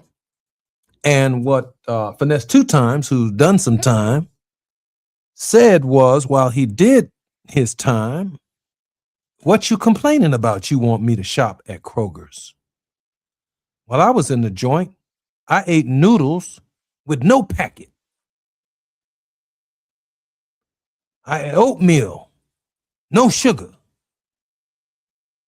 I had something with no milk and cereal with no milk. Milk means milk, by the way. That's the way Finesse Two Times dropped it on us. No milk. Powder milk. Powder milk. And so when we bring it all the way down to the street, this question of affordability is real because our people are struggling and they're making the sacrifice by not shopping for name brand items. My man decided rather than spend $700 or $800 at Kroger's, he was going to spend $360 at Family Dollar. That's where the song came from. That's what we dancing to. While we dancing, we ought to think about where no Merc come from a brother who's telling you that when he was in prison, he ate syrup sandwiches, 2 pieces of bread and some syrup. No jelly, nothing. In every prison in the United States, there's someone named Cook. I don't even know. I was in 2 prisons. I don't even know the name of the guys whose name was Cook. You just called him Cook. Whenever you saw him, you called him Cook. So he was explaining to you that in the joint he made a sacrifice because the circumstances created a sacrifice. And then his woman told him that she don't want no food with no labels that ain't on it. She don't want no food that comes from Family Dollar. She wants it from Kroger's. She wants it from Jewel's. She wants it from Whole Foods. And the brother's trying to tell you in this song, No Merc, that he's trying to stretch his dollar to make it more than a month. And he said, if you just add something to the Salisbury steak, little seasoned salt, some onions, and some black peppers, you can feed everybody. And she was arguing that she didn't want her family eating food from Family Dollar. Now, that is the dilemma that we find ourselves in. Now, with that said, let me now transition to my man Arnez J, who brought to us the little dance I'm trying to learn, because we have to dance our way through our pain. I ate noodles with no packet, cereal with the canned milk, the powder milk, no milk, waffles, no syrup, jelly, no jelly, nothing, oatmeal, no sugar, oatmeal, no sugar, nothing. I ate cereal with the canned milk, the powder milk, no milk. I ate cereal with the canned milk, the powder milk, no milk. So, like Uncle Charlie, we must learn in this hour to do with less. As past generations did, we may do with scraps of the master's table. There was a time when chitlins was free, and they are no longer free. A lot of folks didn't like sweet potatoes. A lot of folks didn't like ham, but our families made it work with no mirk. And that's what we're talking about here on the Jesse Jackson Jr. Show. And we found joy in that process. And so our joy still abounds. We can make it in spite of it all. I wanted to break down what Finesse 2 times was talking about. So when you see that flashing across your screen about no mirk, he's talking about no milk. And the powder pack is powdered milk. And ate cereal with no mirk. No milk in the cereal. And you complaining about why the Fruit Loop box that he brings from Family Dollar doesn't have the Fruit Loops on the cover, but it's the same Fruit Loops that exist in the grocery store where it's cheaper. And so my man Finesse 2 times came out to joint and realized that he had to extend his dollar beyond the month. That's what we have to do in this hour. Gratitude ultimately must be our attitude. Gratitude must be our attitude. You're listening to the Jesse Jackson Jr. Show on KBLA Talk 1580. Let me tell y'all something else. My grandmama used to take a peach,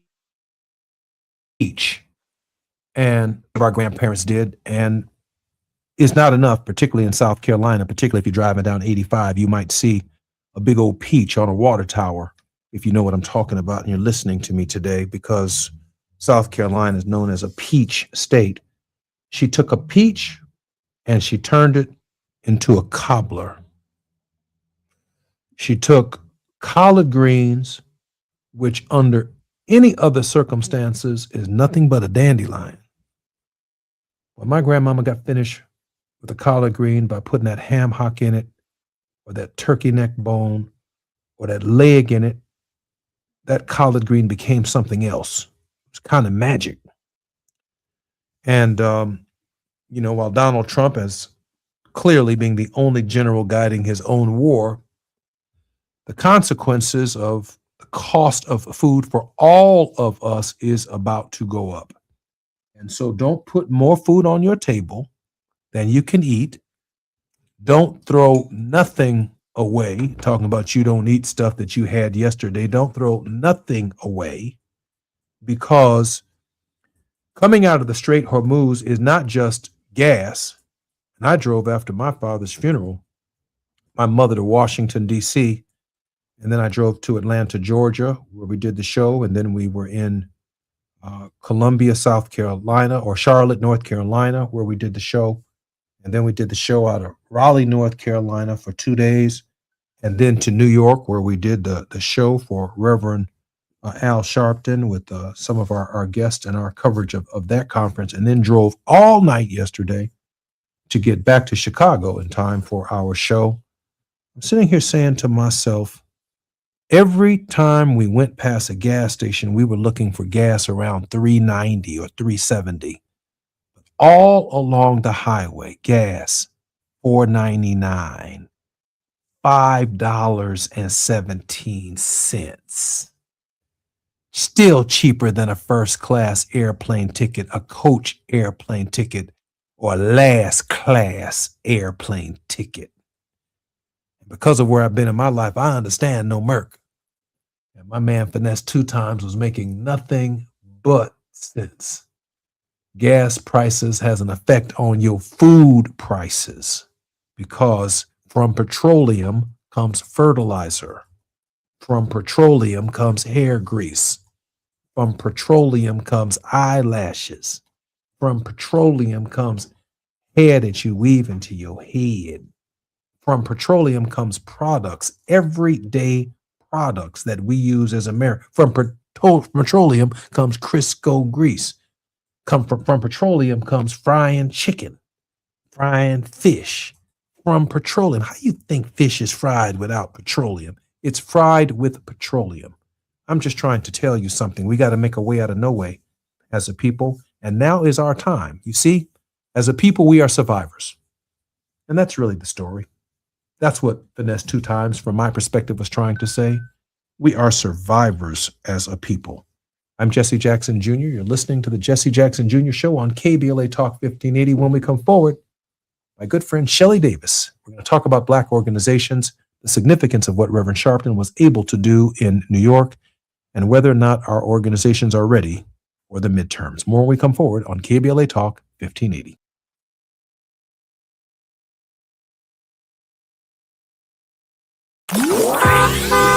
It's afternoon drive time with Jesse Jackson Jr. Only on KBLA Talk 1580.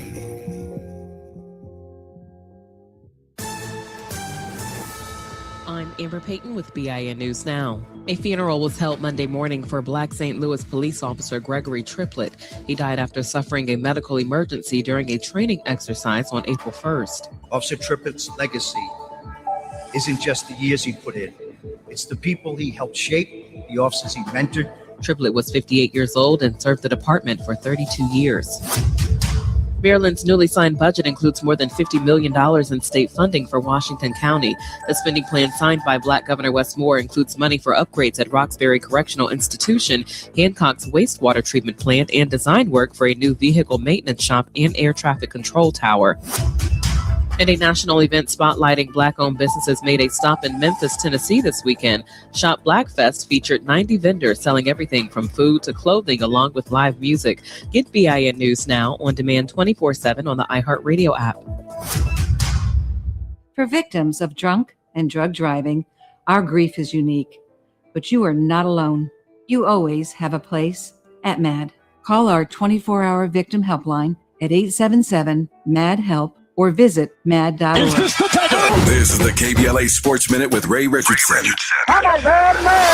The odds makers in Vegas are already showing a lack of confidence in the Lakers. The Lakers are 5.5-point underdogs at home to the Houston Rockets in Game 1 of their first-round playoff series in the Western Conference. Game 1 in the best-of-7 is Saturday at 5:30 at Crypto.com. Kawhi Leonard is hoping to do something he hasn't done in 5 years with the Clippers. Leonard has not won a playoff series since 2021. The Clippers have to win 2 games in the play-in round to get there. They play Golden State Wednesday at the Intuit Dome. The NBA may have a competition issue to deal with. 8 of the league's 30 teams ended the regular season with 55 or more losses. That's the highest number in league history. The 8 teams: Brooklyn, Indiana, Washington, New Orleans, Dallas, Memphis, and Utah. No debates, no speculation, just the info you need. That's your KBLA Sports Minute. I'm Ray Richardson. More news, opinions, and conversation when we come forward on KBLA Talk 1580.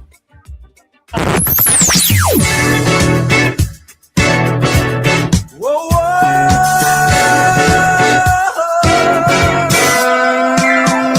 This is KBLA Talk 1580. Talk radio. That's music to your ears.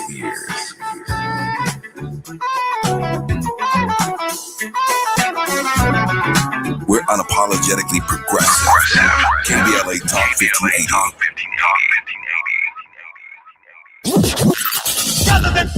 In a world full of noise, one station keeps it real. KBLA Talk 1580, where the conversation goes deeper, the voices sound like yours, and the issues that matter most to our community take center stage. Progressive, powerful, unapologetically us.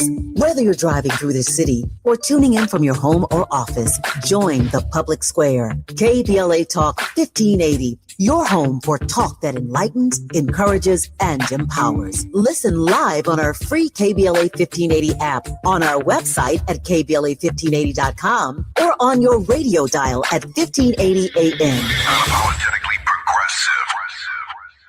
When temperatures climb, LADWP wants to help you stay cool indoors, starting in your attic. With quality attic insulation, your home can stay more comfortable during hot summer days and help lower your energy bills year-round. It's a smart way to save. And for a limited time, LADWP has increased the attic insulation rebates to make upgrading more affordable. Act now to start saving. Visit LADWP.com/attic. That's LADWP.com/attic. KBLA Talk 1580. We've got a lot to talk about. KBLA Talk 1580 joins you in standing for voting rights. The midterm election campaign season is here now. The 2028 presidential election is right around the corner. When We All Vote is a leading national nonpartisan initiative on a mission to change the culture around voting and to increase participation in each and every election by helping to close the race and age gap. Created by Michelle Obama, When We All Vote brings together individuals, institutions, brands, and organizations to register new voters across the country and advance civic education for the entire family and voters of every age to build an informed and engaged electorate for today and generations to come. When We All Vote empowers their supporters and volunteers to take action through voting, advocating for their rights, and holding their elected officials accountable. It's all in for 2026 and 2028. Please visit whenweallvote.org to stand up for your rights, voting rights. This is a community call to action from KBLA Talk 1580. From station to stage, LA Metro connects you to the artistic heart of Los Angeles. Celebrate this National Arts Month with Metro, exploring galleries, theaters, and cultural spaces across the city. Art isn't just where you end up, it's how you get there. The joint will be jumping. Ebony Repertory Theater, in association with Big Street Films, brings you one of the most beloved musicals of all time. Tony Award winner, Ain't Misbehavin'. The soulful, swinging celebration of the music of Fats Waller. From the rollicking to the romantic, this show is pure magic, full of the songs that defined an era and the voices that'll make you forget everything else for a night. Foot stomping, heart stirring, unforgettable. Don't miss Ain't Misbehavin' at the Nate Holden Performing Arts Center, starring Lettucey, directed by Ren T. Brown. This is the night out you've been waiting for. Tickets are going fast, so don't wait. Grab yours now at ebonyrep.org or call the box office today at 323-964-9766. Ebony Repertory Theater, bringing the culture, keeping the legacy alive. Ain't Misbehavin' runs May 21st through June 8th at the Nate Holden Performing Arts Center. Get your tickets now. Paid for by government. The 1986 to 2021 United States Silver Eagle, the first ever U.S. silver dollar minted in 99.9% pure silver and is the best-selling coin in the world. These original and historic silver dollars have ceased production forever. They will never be minted again. For a limited time only, full pound bags of original U.S. government-struck silver dollars are being released to the public. You can own a full pound of original U.S. silver dollar coins featuring Lady Liberty and the heraldic eagle, never to be struck again. Guaranteed. Call now to secure original United States Silver Eagles by the pound, the first U.S. silver dollars ever to be struck in 99.9% pure silver. Plus, receive a free bonus, an American Collector's Pack valued at over $40 and free shipping with every order. Call 1-800-560-6468 now to secure your full pound bag of United States Silver Eagle coins before they are gone. That's 1-800-560-6468. You're listening to Jesse Jackson Jr. on KBLA Talk 1580. The Jesse Jackson Jr. Show. The Jesse Jackson Jr. Show. The Jesse Jackson Jr. Show. The Jesse Jackson Jr. Show. King Quality drops the beat. Come on and talk with me. Come on and listen to me. Come on and talk with me. Come on and listen to me. KBLA Talk 1580. Download the app. Welcome to the J Lunch Club. I'm Jesse Jackson Jr. on KBLA Talk 1580. It is Moving Mountain Mondays, and I want to use this segment to talk about what I opined on in the first segment, and that was what I did not hear at the National Action Network conference. And that is a candidate who had the power to restore the people's faith in the Constitution. I'm deeply concerned about that, is what I said. Why am I deeply concerned about it? Because as African Americans, we have not given ourselves the credit that we deserve for having made this nation democratic. This nation was not democratic on July 4th, 1776. In fact, there was no Constitution on that date. The Constitution did not come into existence until September 17th, 1787. But we were here. That's what Martin Luther King Jr. said before Jefferson etched the magnificent words of the Declaration of Independence. We were here. That's what Malcolm X said when he said that we did not land on Plymouth Rock. Plymouth Rock landed on us. We were here in 1619. Plymouth Rock was 1620.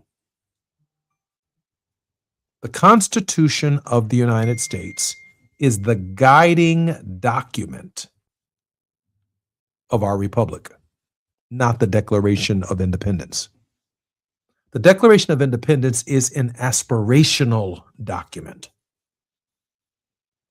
And before the states would agree to the Constitution of the United States, written on September 17th, 1787, it was unacceptable even for white folks until the Bill of Rights in 1791. They had been through a lot with the king.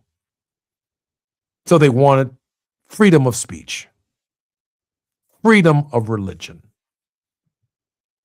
freedom of assembly, freedom of association. These freedoms did not exist for the American people on the day the Constitution itself was written. They demanded explicit language in the Constitution to remedy that which the king had denied them, and they were not interested in a new king here in the United States. So before the Constitution could be in effect in many of the states and territories, they demanded the first 10 amendments to the Constitution. Some would even argue that to secure these rights, they added the Second Amendment, the right to a gun, the right to a militia, should anyone try to take away the rights that we've secured in this Bill of Rights. That's just how concerned they were about the new government established by the architects, which has been romanticized greatly until placed in its proper context. But then the country was still not democratic because only white men could vote. And there were slaves. And there was no process to citizenship for people who would come into the country. And there was a genocide taking place for Native Americans, which became some kind of romantic manifest destiny that we have the right to build our country from one ocean to the other, while ignoring the indigenous people who were here for thousands of years before the Mayflower. I say this because the Negro was responsible for at least 3 amendments to the Constitution of the United States. Whether we were directly engaged in it in terms of its writing is one thing, but another is our lives and our struggle and the fact that a war took place where 600,000 people lost their lives in a civil war. And to keep this republic, to keep this nation together, it required Amendment number 13, followed by Amendment number 14 and number 15. Jim Clyburn said just 2 days ago that MAGA Republicans have approached him, and I believe it's in the Atlantic Star, the Black Atlantic Star, approached him about their willingness to start slavery all over again. But they can't, as long as the 13th Amendment is in the Constitution. The debates about immigrants, the debates about should you have to show your passport at a voting location because of the SAFE Act that Donald Trump is advancing. The idea of citizenship, the idea of a passport comes from the 14th Amendment and the incorporation of the Negro into this system. We are responsible for that. The debate is still taking place. Trump arrogantly attended a Supreme Court hearing, a Supreme Court argument over the question of citizenship rights. The first modern president who showed up at the court to look the judges in the face that he appointed, arguing from his Solicitor General that the 14th Amendment does not apply to anyone but slaves and descendants thereof, justifying his right to deport people who come to the United States of America. The 15th Amendment, non-discrimination in voting for Black men. The right to vote in the Constitution for Black men was assured by the 15th Amendment, obviously, to the exclusion of women. And the same women who were fighting for the abolition of slavery, with the addition of the 13th and 15th Amendments, limited language, started their own movement for women's suffrage. The first 3 human rights amendments to the Constitution were added by the struggle of Black people and the Union Army and those who wanted to see the nation flourish and thrive. But the 19th Amendment is a reaction to the fact that we were even narrow-sided when we advanced the 15th Amendment by excluding women. Black men and women have been trying to catch up in this system democratically ever since we amended the Constitution. And then, of course, there's that, I believe, 26th Amendment, since I'm not looking at the Constitution at this moment, that said if we can send 18-year-olds, young people, to Vietnam to vote, to fight and to die, they ought to have the right to vote. And now we're still discussing whether or not they have such a fundamental right. That's where we are in our politics. More on the Jesse Jackson Jr. Show on KBLA Talk 1580 when we come forward.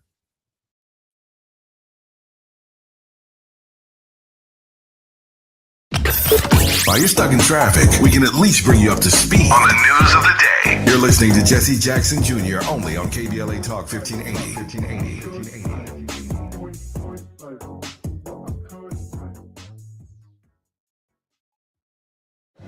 We're at Doolin's on Crenshaw. It's a special place where the neighborhood comes together. Got the fried chicken, the catfish, the candied yams, the mac and cheese. It's all delicious. I'm Isaac Bryan. I represent the Crenshaw District in the California State Legislature, and I'm supporting Tom Steyer for governor of California. California is under attack, and we need a fighter who's going to come in on day one and stand up for California values and push back. That person is Tom Steyer. Tom and I have been fighting together for the better part of a decade. Tom is the only candidate supported by smart justice because Tom has stood on the front lines of racial justice, economic justice, and true solidarity. Tom is the real deal. He's the only candidate in the race with a comprehensive plan to make the billionaires and the corporations pay their fair share so we can fund things like universal health care and education. He means what he says, and he does what we need. This is a moment when we've got to fight fire with fire, and I believe that fire is Tom Steyer. Ad paid for by Steyer for Governor 2026. My son loves to fly kites, but my active psoriatic arthritis can sometimes hold me back. Now with Skyrizi to treat my skin and joints, I'm ready to go. Skyrizi, risankizumab Riza, a prescription-only 150 milligram injection for adults, helps with less joint pain, stiffness, swelling, and fatigue. For those who also have plaque psoriasis, 90% clearer skin is possible with just 4 doses a year after 2 starter doses. Don't use if allergic to Skyrizi. Serious allergic reactions and an increased risk of infections or a lower ability to fight them may occur. Before treatment, your doctor should check for infection and tuberculosis. Tell your doctor if you have an infection or symptoms such as fever, sweats, chills, muscle aches, or cough, or if you plan to or recently received a vaccine. With Skyrizi, there's nothing like clearer skin and better movement, and that means everything. Ask your doctor about Skyrizi today and visit skyrizi.com or call 1-866-SKY-RIZI to learn more. KBLA Talk 1580. We've got a lot to talk about. KBLA Talk 1580, connecting you with services and solutions. The Michael's Daughter Foundation is dedicated to inspiring youth and resilience through storytelling, arts, filmmaking, and enrichment programs for youth and families in under-resourced communities and system-impacted individuals. The Michael's Daughter Foundation is a 501c3 nonprofit providing free and low-cost arts programs to youth and families from under-resourced communities, both system-impacted youth and those affected by the incarceration of a loved one. 1 in 43 children in America have a parent incarcerated. 70% of those children are expected to end up in prison. Through filmmaking, animation, theater, and writing, they help young people express themselves, build confidence, and imagine new possibilities. Beyond the arts, they offer financial literacy workshops, emergency support, and scholarships. Because thriving takes more than talent, it takes access. To learn more about the impact of Michael Daughters Foundation and how you can be a part of the movement, please visit their website, michaelsdaughterfoundation.com. This is a community call to action from KBLA Talk 1580. It's never too early to start talking about money in realistic ways with your kids. JP Morgan Chase navigates how to educate your kids now about creating long-lasting, healthy money habits. Whether your kids are in elementary school, high school, or college, now is a great time to start a conversation about ways to create healthy money habits as they grow, ultimately benefiting their financial future. Talking about money in a realistic way to support your kids' lifestyle and dreams, your first banking account geared towards high school or college. It's never too early. Explaining the basics, what you earn and what you spend, building financial confidence starts with getting organized. Learning and practicing vital money skills now will stay with them for life. Tools they will have to stay on top of their finances and achieve their goals. This segment is sponsored by JP Morgan Chase.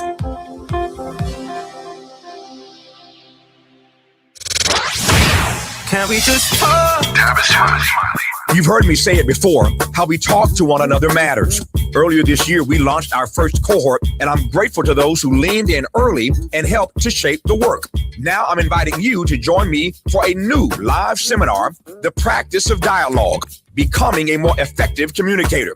This is a small group experience designed to help you strengthen how you communicate in your work, your relationships, and your everyday life. Space is limited to keep the experience personal and interactive. So if you're ready to take your communication to the next level, now is the time to focus on the skills that make conversations meaningful. The new 4-week cohort begins Monday, May 4th, and there's a nice discount for early bird registrants.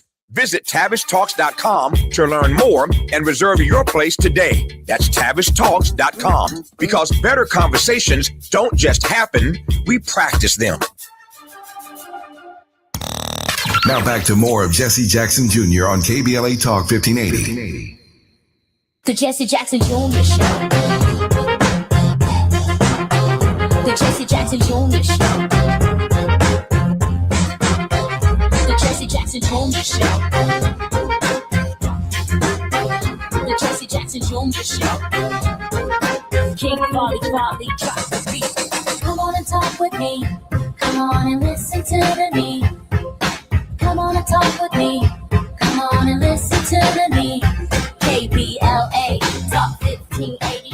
Download the app. I'm Jesse Jackson Jr. Welcome forward to Jesse Jackson Jr. Show on KBLA Talk 1580. It's Moving Mountain Mondays. And in our final segment, I just want to have a moment of reflection on the 1959, 1960, 61 presidential campaign and all of the rumors that were circulating around the idea that America might elect its first Catholic president, Senator John F. Kennedy.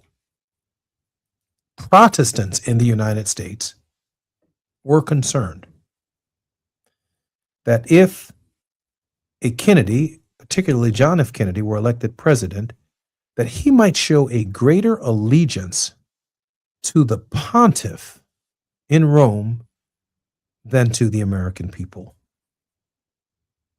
Well, history has shown and confirmed that when John F. Kennedy put his hand on the Bible, he swore to uphold the Constitution of the United States. He did not swear to uphold Catholicism or any of his personal religious beliefs, as none of us do when we place our hand on the Constitution and accept the responsibility of fidelity to it and public service. In other words, we put our religions aside to protect all religions in the First Amendment: Buddhism, Hinduism, Judaism, Islam, Christianity.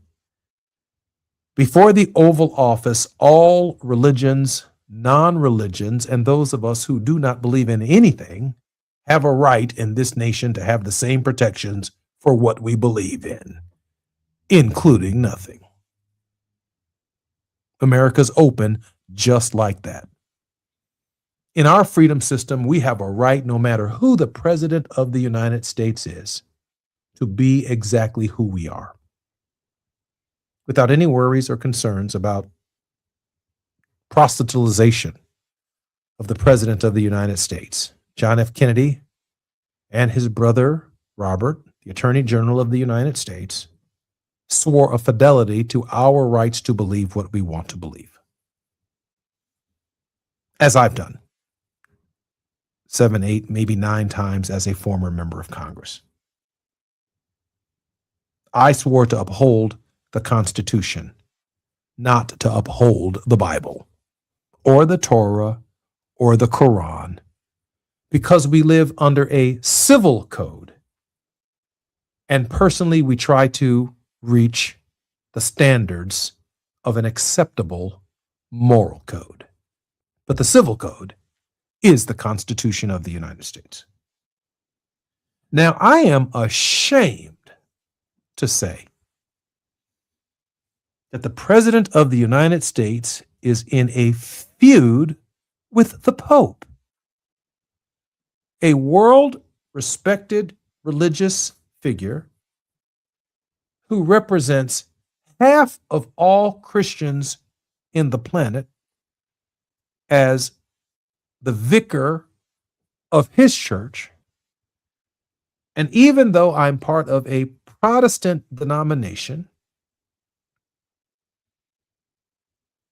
largely influenced by Martin Luther's having posted, I think in the 1560s or 1600s, 95 theses against the Catholic Church and corruptions within the Catholic Church, beginning a what? A protest movement against Catholicism. Protestant protest movement, which led to Protestantism, a protest form of Christianity, that we as a nation would have a leader post a picture of himself healing somebody in some kind of divine garb with a backdrop that has U.S. air fighters and planes and Donald Trump essentially, as Paula White profoundly and prayerfully suggested, that Donald Trump has gone through the same thing that Jesus has gone through.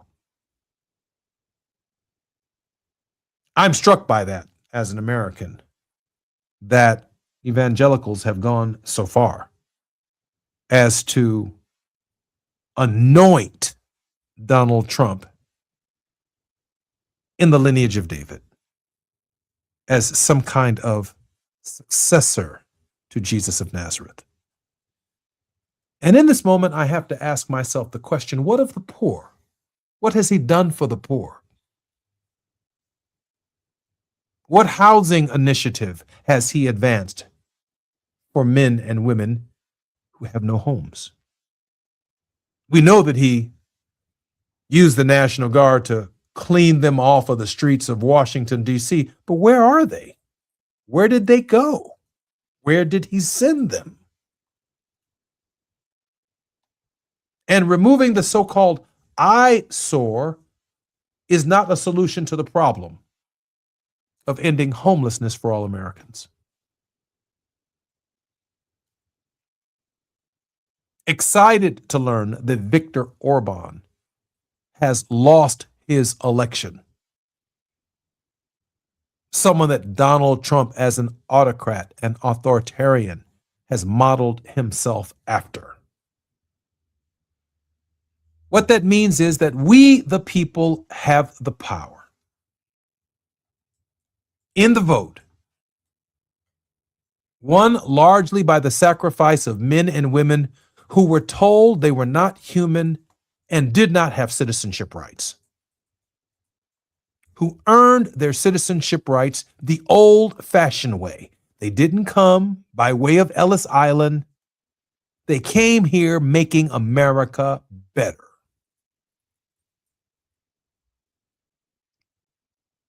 Pope Leo deserves better from our representative in Washington. Catholics all over the world should be outraged at this hour for what he has said and what he's doing. Let's uphold the blood-stained banner of Jesus of Nazareth and fight for what is right. I'm Jesse Jackson Jr. You're listening to the Jesse Jackson Jr. Show. Until tomorrow, more on KBLA Talk 1580.